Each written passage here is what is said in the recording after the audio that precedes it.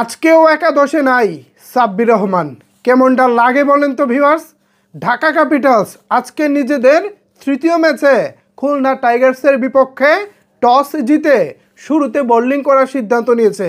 একাদশ দেখেই তো ভাই আমার মেজাজ গরম হয়ে গেছে। গতকালকের যে একাদশটা ছিল সেই একাদশ নিয়ে আজকেও ঢাকা ক্যাপিটালস মাঠে নেমেছে। দলের কোনো পরিবর্তন নাই।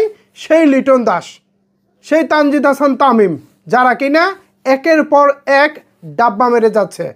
কোচ কি করতেছে, টিম ম্যানেজমেন্ট কি করতেছে, কিছুই বুঝতেছি না। আমরা যারা ঢাকা ক্যাপিটালসের সমর্থক আছি, আমাদের কি চাওয়া পাওয়ার কোনো মূল্য তাদের কাছে নাই? সাব্বির রহমানকে আজকে কেন নেওয়া হলো না, কারণটা আসলে কি আমি জানতে চাই দর্শক আপনাদের কাছে। যেখানে লিটন দাস একের পর এক ফেল করতেছে, যেখানে তানজিদ হাসান তামিম একের পর এক ফেল করতেছে, যেখানে মিডল অর্ডার ব্যাটাররা একের পর এক ফেল করতেছে, সেখানে সাব্বির রহমানকে না নিয়ে সেই আনকোরা একটি দল আজকেও নামিয়ে দেওয়া হয়েছে। এই দল আসলে কি করতে পারবো আমি ভাই বুঝতেছি না। দিন শেষে আমাদের দলের উপরে ভরসা রাখা ছাড়া তার কোনো উপায় নাই। যেহেতু আমরা ঢাকা ক্যাপিটালসের সমর্থক, শাকিব খানের জন্য হলেও ঢাকা ক্যাপিটালস করি, এছাড়া আমরা ঢাকা বিভাগের মানুষ, সব মিলিয়ে আমাদেরকে কোনো না কোনোভাবে ওই ঢাকা ক্যাপিটালসকে সমর্থন করতে হয়। কিন্তু তাই বলে এমন একটা দল, ভাই বিশ্বাস করবেন কিনা জানি না, এই দল আজকেও যে কোনো কিছু করতে পারবো এই ভরসা আসলে পাচ্ছি না।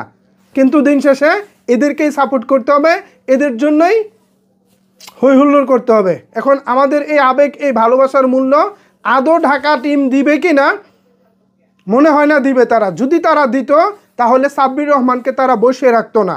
কোচ খালেদ মাহমুদ সুজন, আপনার মাথায় কি আছে জানি না, আপনি কি আসলে সাব্বির রহমানকে পছন্দ করেন কি করেন না, সেটা এখন আমার কাছে একটা বড় প্রশ্ন হয়ে দাঁড়িয়েছে।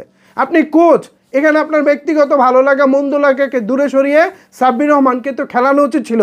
ভাই সাব্বির রহমান এমন একটা প্লেয়ার, সে একাধারে ভালো ফিল্ডিং করতে পারে, ভালো বোলিং করতে পারে, ব্যাটিংটা তো তার জন্য বোনাস। এই সব কিছুর একটা প্যাকেজ আমাদের সাব্বির রহমান। টোটাল একজন genuine allrounder, fielding, bowling, batting সব কিছুই সে করতে পারে। এমন তো না সে টাচে নাই, সে ফর্মে নাই। কিছুদিন আগেই তো লঙ্কা টি10 খেলে আসলো, সব কিছুই তো মানে ভালো ছিল। তাইলে এখন সে একাদশে নাই কেন? এর উত্তর কি আমি ঢাকা ক্যাপিটালসের টিম ম্যানেজমেন্টের কাছ থেকে পাবো? হয়তো পাবো না। হতাশা নিয়ে আজকেও ম্যাচ দেখতে হবে। শুভকামনা রইল প্রিয় ঢাকা ক্যাপিটালসের জন্য। আশা করি শত হতাশার মাঝেও আপনারা আমাদেরকে ভালো খেলা উপহার দিতে পারবেন। এই কথা শোনার পর হয়তো অনেক আমার এই যারা সাবস্ক্রাইবার আছেন, ভিউয়ার্স আছেন, অনেকে হাসতে পারেন, বাট সত্য হচ্ছে এটাই। আজকেও সাব্বির রহমান নাই এবং আমাদের আশায় বুক বাঁধতে হবে। জানি না কি হবে। ভিউয়ার্স, কি হতে পারে আজকের ম্যাচে নিচের কমেন্ট বক্সে জানিয়ে ফেলুন আপনার প্রেডিকশন। ধন্যবাদ সবাইকে এতক্ষণ আমার সাথে থাকার জন্য।